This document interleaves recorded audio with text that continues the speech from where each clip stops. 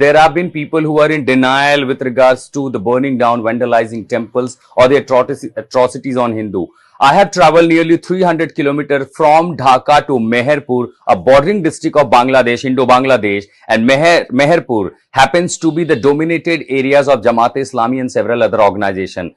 I'm exactly in the temple, Iskcon temple, which were burned down, vandalized on 5th of August. These are the live images, what you are seeing here, and the people who will also join me here to narrate the story that how did it all happen. All of a sudden, the mob on 5th, when they came all over to vandalize and to destruct the properties. Look at this.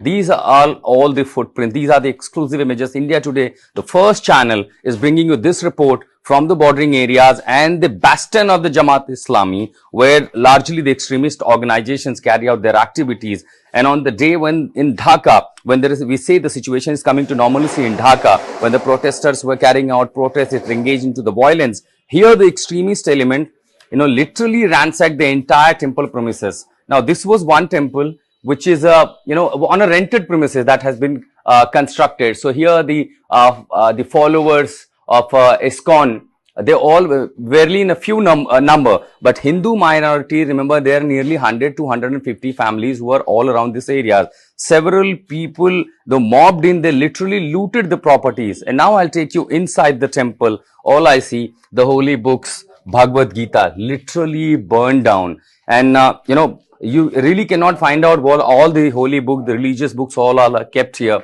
Somehow the followers are still coming and trying to take whatever they could, whatever is left over in this violence. These are the holy books, the prayer books of this Iskcon group, everything has been burned down. Now, what could be those people who with the intention of looting would potentially burn down the religious book of some other faith and other religion? So clearly this looks like, handwork of the extremist organization who used this opportunity, engaged into violence. There's Prabhuji Iskcon, who's in charge of this temple. All I see, Lord Krishna's poster, banner, literally vandalized. And here the Iskcon chief. So everything, all I see, only the destruction. This entire building was set ablaze. There is nothing left. There are, probably, and there are a few Hindu families who also came out. They are in fear, they are in concern, there are apprehensions. And because of the fear, they're not even coming out. Remember, in Dhaka, you were seeing the protest by the Hindus. But in areas like this, Meherpur and the remote part, where hardly even the international media or anyone even bothered to travel, in these places, Hindus are not even coming out. And what you see right behind me is a property, literally, a well-doing family, lawyer for 5 generations, Mr. Bhattacharya.